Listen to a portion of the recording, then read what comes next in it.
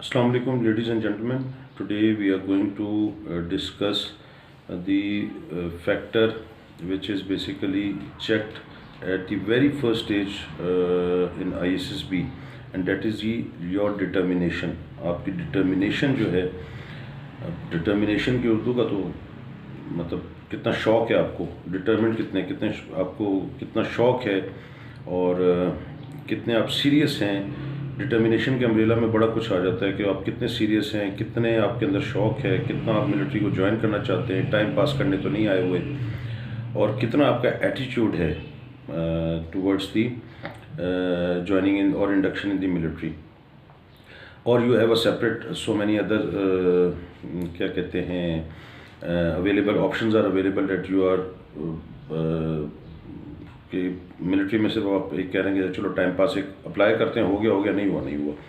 अब ये डिटर्मिनेशन जो है वेरी फर्स्ट मेरी एज़ पर माई एनालिसिस, एज़ पर माई मेरे अपना जो राय है उसके हिसाब से कि ये डिटर्मिनेशन वो चीज़ है कि आप जो सबसे पहले आपकी चेक होती है और वो होती किस तरह, वो आपके वेरी फर्स्ट डे चेक होती है जब आप अपने बायोडेटा फॉर्म या डिफरेंट फॉर्म्स जो भरते हैं। आप देखें ना, अगर आपको पहले दिन जो फॉर्म भरे जाते हैं वो कोई 5-6-7 घंटे लग जाते हैं, 8 घंटे लगते हैं, बंदे का हशर हो जाता है लिख के। अब डिटर्मिन्ड बंदा जो होगा वो बड़ा उसको रियलिस्टिक तरीके से लिखेगा, बड़ा ईमानदारी से उन फॉर्म्स को भरेगा, क्योंकि अब डिटर्मिनेशन ऐसी चीज़ है कि जब एक दिन में आपसे इतने फॉर्म भरवाए जाते हैं तो वो फॉर्म जो हैं बेसिकली आपका स्टेमिना डाउन करते हैं, आप एग्जॉस्ट होते हैं। हर बंदे का एक थ्रेशोल्ड लेवल होता है for the stamina, for the determination के। दिस इज़ द पॉइंट कि बंदा जल्दी थक जाता है, और थकता वही है जिसका इंटरेस्ट ना हो। अगर किसी चीज़ के लिए आप हासिल करने के लिए जा रहे हो, आपका शौक़ हो, तो आपके अंदर डिटर्मिनेशन कम नहीं होती।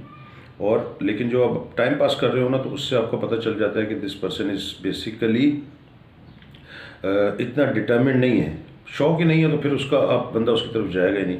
अब बायोडेटा फॉर्म में जो गलती होती है हम उस पर अगर हम आएँ जिससे आपकी डिटर्मिनेशन चेक हो जाती है, एक तो ये कि सबसे पहले जो फॉर्म होते हैं वो उनको जो ऊपर इंस्ट्रक्शंस दी हुई होती हैं कुछ के ऊपर वो पढ़ते ही नहीं है, क्योंकि डिटर्मिन्ड नहीं है ना, बददिली के साथ काम कर रहे हैं, मतलब दिल में शौक़ ही नहीं है और फटीग लग रही है, और वो फटीग फैक्टर जो है उनका वो जल्दी आ जाता है, थ्रेशोल्ड लेवल आ जाता है।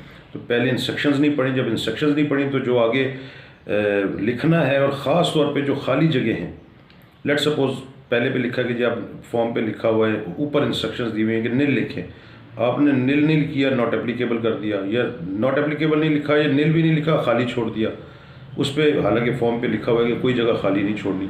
मैं एग्जांपल के तौर पे बात करूँ तो शुरू की इंस्ट्रक्शंस ही नहीं पढ़ी, बिकॉज डिटर्मिनेशन नहीं है। अब डिटर्मिनेशन नहीं, उससे आपकी कैजुअलनेस का भी अंदाज़ा होता है कि चीज़ आई तो हाँ यार मैं कर लूँगा, हो जाएगा, और वो कर लूँगा, और इंशाल्लाह ताला बिल्कुल पास होकर आऊँगा, तो सब ब्लडी बुलशिट। मतलब मुझे तो इस चीज़ हज़म ही नहीं होती, मैं पास होकर आऊँगा इंशाल्लाह माशाल्लाह। हमारा तो कुछ ना करना हो, तौबा नौज़ुबिल्लाह, इंशाल्लाह माशाल्लाह हमने तौबा उस काम के लिए रख लिया। डिटर्मिनेशन ज़ीरो है, काम धंधा हो नहीं रहा। यही वाला काम है ना कि नेकी करना तो आसान है हर बंदे के लिए, लेकिन बुराई छोड़ना मुश्किल काम है, तो बुराई छोड़ने की तरफ इतनी है। एग्जाम्पल के तौर पर कह रहा हूँ कि डिटर्मिनेशन आपकी जो है वो उधर लग जाती है। इस तरह जब आप लिखना शुरू किया तो सारा दिन फॉर्म एक ही तरह की बातें लिख रहे हैं, एग्जॉस्ट बंदा जल्दी हो जाता है। जब एग्जॉस्ट होता है तो उसकी राइटिंग ख़राब होती है, उसकी राइटिंग में फ़र्क आता है, आना भी चाहिए, नेचुरल है, बट वो फ़र्क ऐसा होता है कि जो डिटर्मिन्ड बंदा नहीं है ना, वो चीज़ें आदि छोड़ना शुरू कर देगा, कहेगा यार पिछले फॉर्म में तो लिख लिया था, अभी दोबारा लिखने की क्या ज़रूरत है। लेट सपोज परमानेंट एड्रेस ही है, वो परमानेंट एड्रेस जो है ना बीच में से गली काटना छोड़ देगा यार कि इसमें पिछले 50 में तो लिखा है, समझ जाएंगे। तो ये भी आपकी डिटर्मिनेशन आपकी चेक करती है, आपकी राइटिंग का डिफरेंस आ जाता है, चीज़ें खाली छोड़ना शुरू कर देते हैं। और आखिरी जो चीज़ें होती हैं, एक सुबह 8 बजे लेट सपोज 9 बजे फॉर्म फिलिंग शुरू हुआ, और उसी तरह का फॉर्म आप 12:30 बजे भर रहे हैं, तो जो 9 बजे आपका स्टेमिना था, आपकी एनर्जी थी, वो अब डाउन होना शुरू हो गई। अब डाउन होना शुरू हुई तो 12:30 बजे तो आप तो बिल्कुल ही डाउन हो गए, तो वहाँ आपकी डिटर्मिनेशन चेक हो जाती है। तो अब जो बंदा तैयारी करता है ना, वो अपनी राइटिंग, अपनी पर्सनैलिटी, अपनी चीज़ों की तरफ ध्यान देता है। फिर उसको 4 या 5 घंटे के फॉर्म भरने हों या सारे दिन के फॉर्म भरने हों, उसकी एनर्जी डाउन नहीं होती, because he is enthusiastic, he is determined, he is readily available के मैंने अब जो है इंशाल्लाह सिलेक्ट होना है।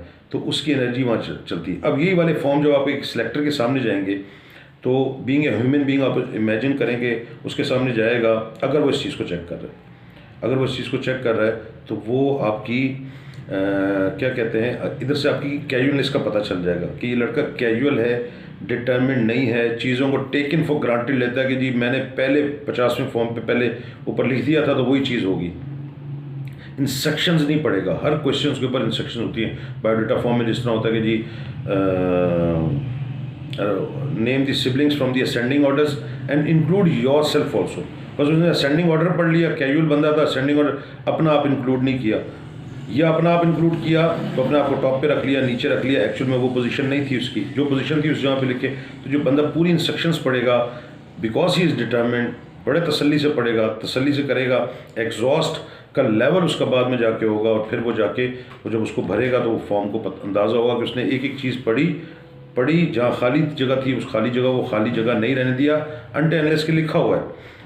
डिटर्मिनेंट बंदा अनटिल अनलेस लिखा हुआ है कि खाली जगह है तो उस पर कुछ ना लिखे तो फिर कुछ ना लिखें, लेकिन अगर वहाँ लिखा हुआ है कि इसको खाली जगह ना छोड़ें, नील लिखें या नॉट एप्लीकेबल करें, but person is not writing, he is not determinant, और ये पहले ही पता चल जाता है। और आपके आगे टेस्ट देने से पहले ही एक सिलेक्टर का माइंड सेट बन जाना चाहिए कि यार लड़का फारिग है, लड़के में कुछ नज़र आ रहा है, लड़का ठीक है, तो सिर्फ टाइम पास करने के लिए नहीं आया या कुछ अलिफ बे लेकर आया हुआ है। स्पोर्ट्स की है, स्पोर्ट्स की एक्टिविटीज़ लिखी जाती हैं, ये सारी चीज़ें उसमें होती है कि जब ये आप करते हैं तो आपकी डिटर्मिनेशन का पता चल जाता है, और उसके बाद आपका किसी लेवल पर आप क्वालिफाइंग, मतलब ये कि आप उसको आप इतना क्वालिफाई कर लेते हैं कि आपको चेक तो करे वो, वरना तो फिर सिलेक्टर मेरी तरह हो तो वो चेक ही नहीं करेगा वो, क्योंकि बच्चा फारिग है। आई होप कि जो मैं बताना चाह रहा हूँ उसको सब आपकी समझ में आएगा। अगेन मैं हमेशा मैसेज देता हूँ, फॉर दिस पर्पज़ आपने अभी तक इंटर पढ़ा है, आपने कोई ये पिक्चर पॉइंटर स्टोरी और बायोडाटा फॉर्म और पता नहीं क्या क्या चीज़ें जो है ये आपने नहीं की। For this purpose you must join academy. अगर नहीं करते ज्वाइन, रिजल्ट इतना अच्छा नहीं आता। Somebody should be there to check you out into, आपके ऊपर डंडा लेके रखे जो आपको चेक करे और आपको फॉलो बैक करे। तो आई होप जो मैं बताना चाह रहा हूँ आपकी समझ में आएगा। Thank you very much and Allah हाफिज़।